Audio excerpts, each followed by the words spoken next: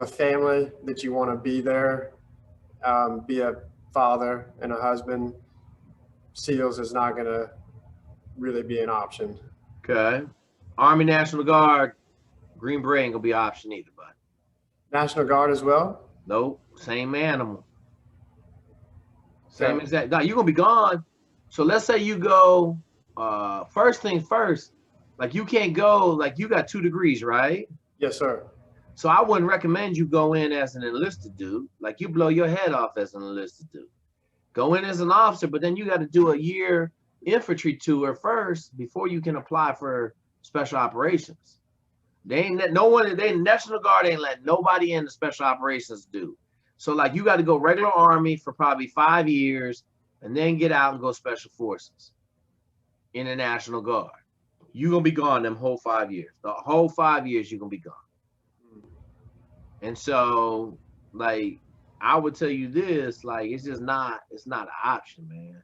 Okay. You know, like I would tell you, you got all them degrees, you might go look at the FBI, right? Like the FBI, CIA, same thing. Like you're gonna be gone all the time.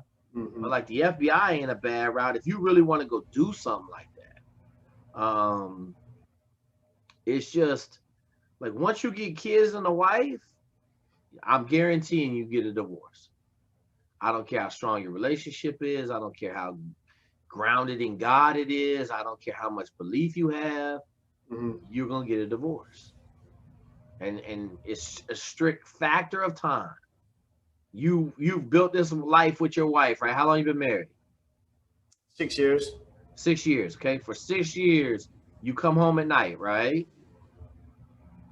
Okay, and then all of a sudden you're gonna be gone for 5 years. You think your marriage is gonna hold up? Well, that's why I was thinking of enlisting National Guard. But see, that's the thing. You can't just enlist National Guard and go Green Berets. Like you can't do it. You got to go to 36 months of school.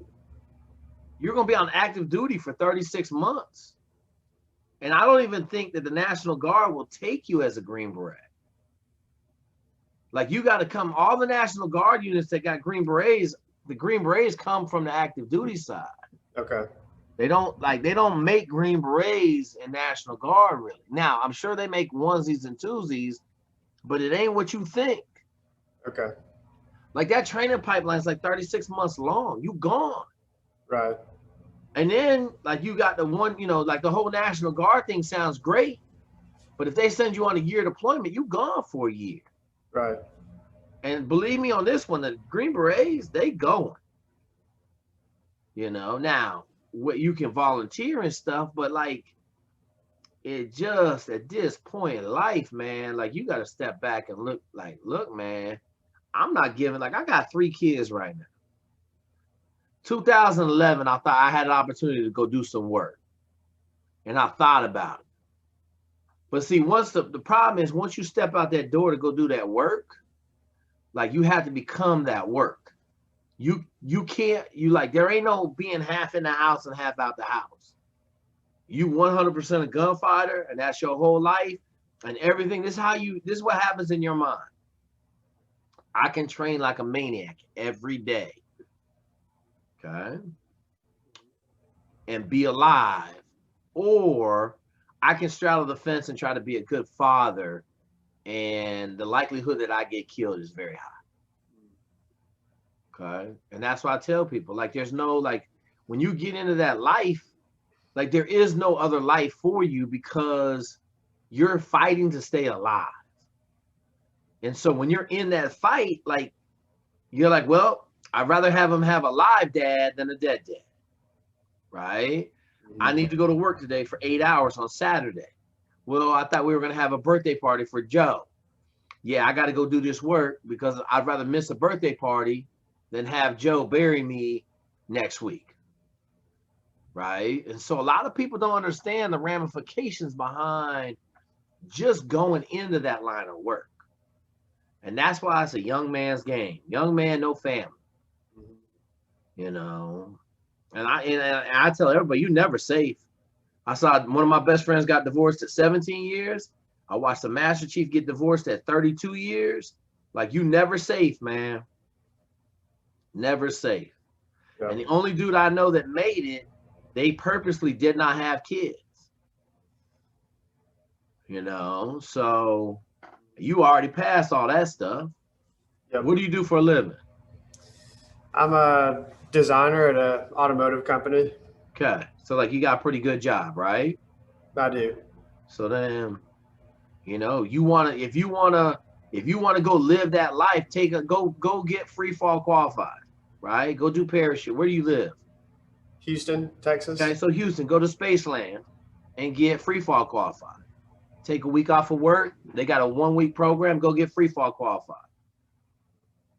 Go do some stuff like that to allow you to like kind of express those demons that are eating at you and keep it moving. Right? Like, Yep. it's just not an option, bud. Like I can't ever tell anybody that's married with kids that it's a great option to go into special forces. You know, Right. I had a dude tell me, he's like, look, my family's not that important to me. I'm willing to leave them. All right, cool. Have at it. Yeah. You know, and I tell you this, like it's a hard pill to take, that having a wife and 2 kids is now holding you back from chasing a dream. But shit, I mean, that's why you got married. That's why you had kids. Right. You know, I would argue that what's your number one job in life? Number one job, be a good husband, be a good father. Okay, that's your number one job in life, right? Raise 2 great kids and be a good husband. Everything after that is secondary. Pretty much. Okay, so that's what you got to understand. Like it's not an easy deal to say, oh man, you know, like I got goals I'm not hitting. It looked like I'm not gonna hit this national championship coaching goal. Okay, but I'm 49 and I haven't made any money in the last 15 years. Last 15 years, I averaged $23,000 a year salary. Okay. And you step back and you say, now you got an opportunity to go work for Amazon and make 10 times that amount a year. Actually, no. 20 times. Shit, 30 times that amount a year. Okay. Well then shit, like you gotta go take that opportunity. Right. It's taking me out of coaching. But see, here's the deal. I got 3 kids I look at every day. I got a wife I look at every day. It has nothing to do with the financial reward. It has to do with, you know, like us not being able to go on vacation. Me not able to give my kids experiences. Right? Because I don't have enough money. Other than, you know, you look at the long-term aspect of it, like my wife's saying, like, Jake, we can't retire. We don't have no money to retire on. Okay. So then at some point you got to say, okay, like I got to take the best opportunity out there. Yep. But like I was talking to a young lady that I'm working with, and, you know, as you get older, your responsibility grows and grows and grows. Okay. And as it grows, the stress of that responsibility grows with it. And so like for me, I'm 49. I got 3 grade school kids, young kids. Okay. I have to get them in a stable environment so that they can be successful. That don't involve moving 14 times coaching ball. Like I could move right now. I could take a job and move to some other city and be there for 3 or 4 years and move again. And my oldest son will have been in 3 different schools, 4 different schools on the next move. Like I'm not setting him up for success. And so all of that comes to play because like now you're older, you got 2 kids and a wife, and you just got to write that dream off. You know, because there's not an easy solution. Like it's not an easy solution because it all is going to eventually evolve into the same thing. You're going to lose your family and your kids. Yeah. Yeah. It's not really an option. No. I mean, you know, I tell this story, man. There's a dude, I know 2 dudes in the SEAL teams whose kids refuse to be in communication with them. So one of the kids is like, look, man, you never made one of my birthday parties in 16 years. I'm never talking to you again. Hasn't talked to him. Refuses to talk to his dad. Like, think about the pain that's associated with that one. Yeah. Like, come on, man. Like, you telling me like going to be an Army Ranger or a Green Beret or a Navy SEAL is that important that your son won't talk to you? Now, I'm gonna make an argument, dude defending the country. I really appreciate what he did, but like, I'm not making that sacrifice. Not at this point. Not when I didn't do it when I was 18. Mm-hmm. Make sense? It does. Okay. What kind of questions you got? Well, I mean, you kind of answered it. That was my main question while I was reaching out to you. So I'm assuming you joined the teams when you were single, young. So I went to Naval Academy, got my degree, went that's in ships and drove Navy for 2 years, and then I went in SEALs. And I lost 3 great girlfriends, man. 3. Mm-hmm. Burned them up. 2 of them had nervous breakdowns. Okay. 2 of them. One of them passed out in my kitchen. I dropped her off at the hospital as I was on my way to the airport. To do nothing. Like, we were just going back to Puerto Rico. We had got recalled to go back to Puerto Rico because we left early. Okay. I told her that. It didn't matter. She had an article about some guys from Dev Group that got killed in South America, and she swore to God I was going to Colombia to kill people, and I was a murderer. She passed out in my kitchen. I loaded her in a car. I dropped her off on my way to the airport. Okay. When I got back, she wasn't there no more. She went back to Washington State. So like, I saw it firsthand. Like, this ain't like me saying, oh yeah, I just saw it, kind of through some friends. No, I saw it firsthand.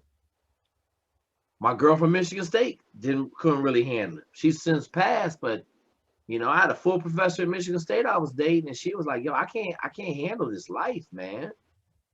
Like, you just disappear for months at a time. So, well, that's the life. Mm-hmm. She left. So yep. It's just tough, man. And that's the thing that, like, you can't so I'll tell you this story. So when I went and got free fall qualified after the military to parachute on TV, the 5th jump, I stowed my brakes wrong. Okay. And so my slider, which is this thing that comes down that makes the parachute open slowly, came down really fast and picked my brakes up and took them up above me. So I was in a spin. And so, we got saying in the teams, you got the rest of your life to figure the problem out, right? Like, you either figure it out or you die. And so I could see him. So I did a pull up. I got him out. I had probably 1,000 feet till I hit the ground, which was a lot. Maybe less than 1,000. And I got it all situated, got my parachute flying, I landed. So when I got back, I explained to everybody what happened, and they were like looking at it. And then the old dude that ran the jump zone, my dude Keith, came over and said, you didn't stow your brakes wrong. Show me how you stowed your brakes. And so I showed him. He was like, Jake, you can't make that mistake, right? Like, it might not always come out. You can't make that mistake. And right there, I realized that I had not been giving parachuting or free fall the just respect that it was due to keep me alive. So I came home that night. I stayed until like 8, called my wife, hey, I'm gonna be here a little late tonight. Stayed until 8, and when I walked in the house, I said, hey, listen, man, I almost died today. Okay, but I didn't. I said, I need to give parachuting its respect and give it its time to make sure that nothing bad happened. We had a 1-year-old and we had another baby on the way. Mm-hmm. So I started getting up at 6 a.m. I go for my run. I be in my car. I drive to the drop zone about an hour away. I get there about 7:45. It opened at 8. I work on my procedures all morning. We start jumping about 1 o'clock. I get a couple jumps in. I would work on packing my chute, work on everything, work on all my procedures. And then drop zone normally closed about 6 o'clock. And I would spend another hour, like everybody was there still. I spent about an hour just reviewing everything for the next day, my 2 jumps or 3 jumps that I was going to do the next day. And then, shoot, I would leave out about 7. I get home about 8 o'clock.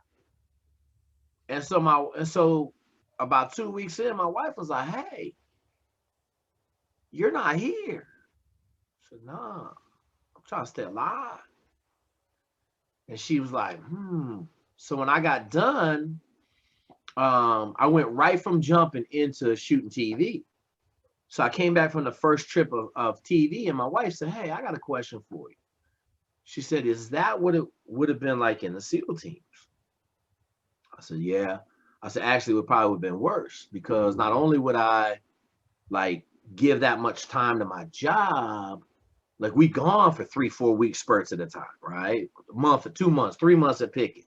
I'm coming home on Saturday and I'm going back on Sunday morning, you know?"